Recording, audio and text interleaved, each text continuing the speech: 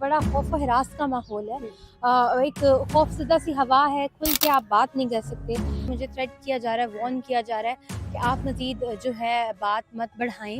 इस बात जो आपने वहाँ पे जो बातें की, आप उसको ज़्यादा जो है उसको अब मज़ीद उसके ऊपर बात मत करें।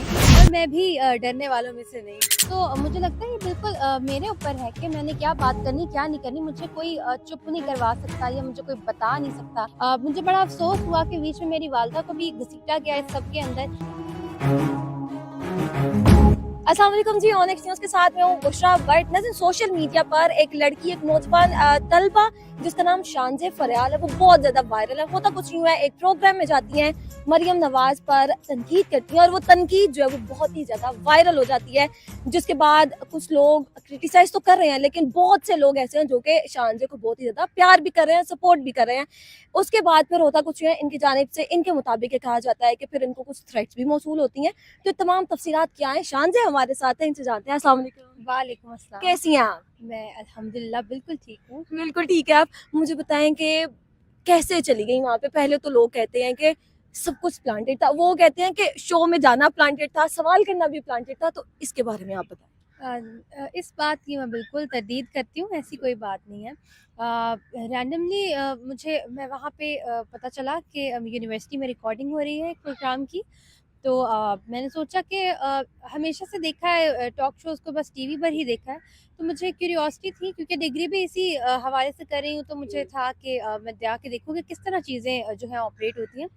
तो मैं तो इसीलिए गई थी, फिर इत्तेफ़ाक़न मुझे वहाँ पे मौका भी मिल गया बात करने का।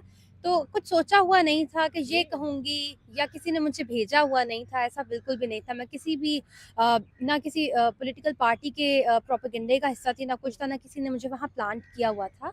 सब कुछ नेचुरली था, ऑन स्पॉट हुआ वहाँ पे, और फिर आप सबने देखा कितना वो फ़ेमस भी हुआ, और सबने मुझे इतना ठीक है, सपोर्ट भी किया। मुझे बताइए, सवाल पहले से कहीं ना कहीं था कि अगर मुझे मौका मिलेगा तो ये चीजें मैंने हाईलाइट करनी है। आई थिंक जो बात मैंने वहाँ की वो गवर्नमेंट फेलियर्स की ऊपर थी, कि गवर्नमेंट में कहाँ-कहाँ कुछ कोताहियाँ, कमियाँ मुझे लगती हैं। तो जैसा मुझे लगता था, मैंने वैसी वहाँ पे बात की। मैंने अपने जो है, जो मुझे रोज़ देखने को मिलता है, जो बात एक मुझे लगता है आम शहरियों में रोज़ाना की बुनियाद पे जो डिस्कस होती हैं, वो कुछ वो आ रहा थी जो मैंने वहाँ पे कंबाइन करके कन्वे की। और आई थिंक एक पाकिस्तानी होने के नाते हमारा फ़र्ज़ बनता है, जहाँ हमें कोई कमी-पेशी लगती है, हमें हुकूमत से कोई गिला-शिकवा होता है, हमें वो बात करनी चाहिए। ठीक है। अच्छा, आजकल के जैसे हालात हैं उसमें हम देखते हैं कि हम बहुत ही मुहतात तरीके से बात करते हैं, कि हम कहते हैं कि हमने कुछ गलत बात नहीं करनी, और फिर आप वायरल हुई। फिर पेरेंट्स का क्या था? पेरेंट्स ने कहा नहीं कि शान जी अब घर में चुप करके रहना है?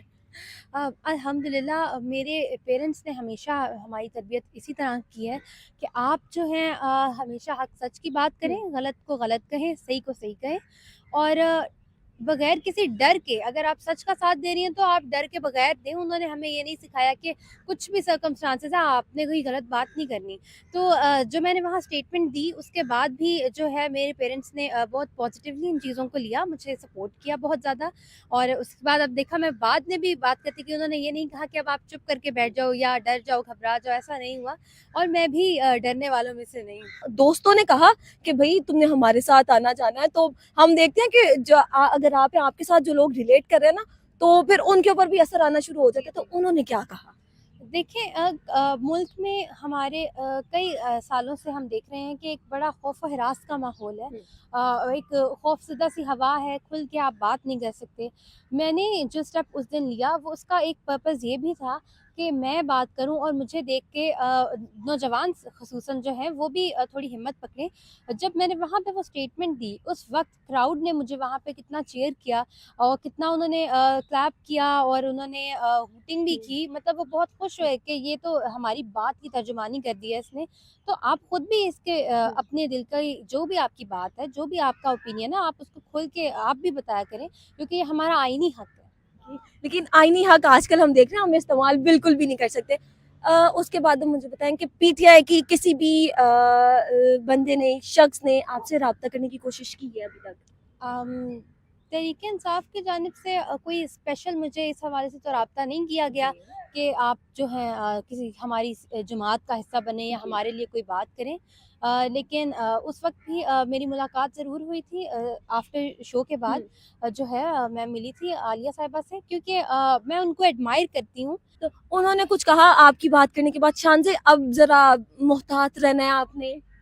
जी, उन्होंने हमें उस वक़्त अप्रिशिएट ही किया था। हुँ। और बस हाँ, उन्होंने समझाया था कि आपने अच्छी बात की और आपने घबराना नहीं है। हाँ, घबराना नहीं। आप ऐसा कैसे हो सकता है कि हम अब भी देख रहे हैं कि आप पुरसकून होके बात कर रही हैं, आप वाक़ई घबरा नहीं रही हैं? देखिए, मुझे लगता है ये हमारा मुल्क है हुँ। और बतौर पाकिस्तानी मुझे पूरा इख्तियार है, मुझे पूरा हक़ है कि मैं अपनी राय का इज़हार करूँ। तनकीद भी कर सकती हूँ और कोई अच्छी चीज़ लगे तो उसको एप्रिशिएट भी कर सकती हूँ। तो मुझे लगता है ये बिल्कुल मेरे ऊपर है कि मैंने क्या बात करनी, क्या नहीं करनी। मुझे कोई चुप नहीं करवा सकता या मुझे कोई बता नहीं सकता कि आप ये बात करें, ये ना करें, क्योंकि ये हमारा मुल्क है।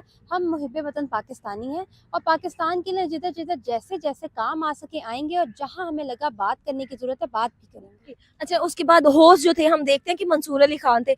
उनसे आपका कोई कॉन्टैक्ट हुआ उसके बाद? जी, बिल्कुल शो के बाद जब काफ़ी जो सर्कुलेट करने लग गया वो क्लिप, तो उनका मुझसे राब्ता ज़रूर हुआ था। मतलब क्या था? उन्होंने एप्रिशिएट किया या क्या बात हुई? बेसिकली मैंने एक मेंशन की थी बात कि मुझे थ्रेट किया जा रहा है, वार्न किया जा रहा है कि आप मज़ीद जो है बात मत बढ़ाएँ। हुँ। इस बात जो आपने वहाँ पे जो बातें की, आप उसको ज़्यादा जो है उसको अब मज़ीद उसके ऊपर बात मत करें।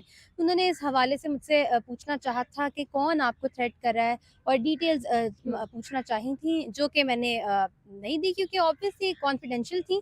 और ये भी है कि वो एक हसास मामला था और मैं किसी कंट्रोवर्सी का हिस्सा नहीं बनना चाहती थी और हमने इस मुल्क में रहना है और हमने इस मुल्क के जो रूल्स रेगुलेशन है उसको फॉलो करके रहना है। लिहाजा अगर कोई मुझसे कोई छुपी हुई बात अगर आप निकलवाना चाहेंगे, ज़ाहिर बा आपको पता है कि कुछ बातें ऐसी हैं जो हम नहीं कर सकते खुल के। अगर आप वहाँ पे खड़े होके सच बोल सकती हैं, तो ये क्यों नहीं बता सकती? जी देखिए, बात ये है कि सिर्फ़ एक इंसान ये नहीं है कि मैं सिर्फ़ एक बंदा हूँ और मेरे आगे पीछे कोई नहीं हुँ।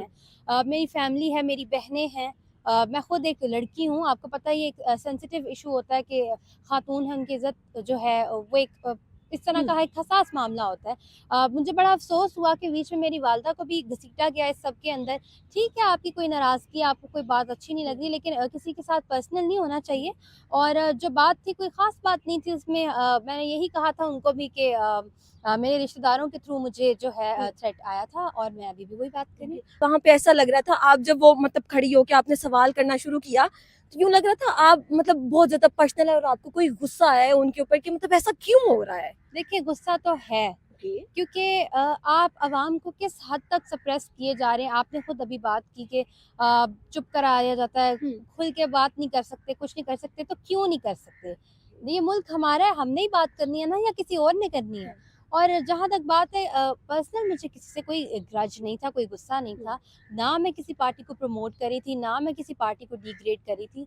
मेरा इख्तिलाफ़ हुकूमती पॉलिसीज़ पे था, मैंने तनकीद भी उसी पे की और वो मेरा हक़ बनता है, क्योंकि जो हुकूमत होती है, देखिए जिस भी आप लेवल पे चले जाएँ या किसी भी आप पोस्ट पे हों, आप होते अवाम के नौकर ही हैं। तो हम आपको गाइड कर सकते हैं कि हमें आपकी क्या चीज़ पसंद आ रही है, क्या नहीं आ रही, क्योंकि आपने हमें सर्व करना है, तो हम बताएँगे किस तरह करना है, तभी करेंगे ना। ओके, ज़बरदस्त हो गया। ये शानज़ा की जितनी भी आपके ज़हन में सवाल चल रहे थे हमने पूछे और उम्मीद है कि काफ़ी ज़्यादा क्लियर चीज़ें हो गई होंगी। इसी के साथ मुझे दें इजाज़त, आपसे मिलेंगे नई वीडियो के साथ। अल्लाह हाफ़िज़।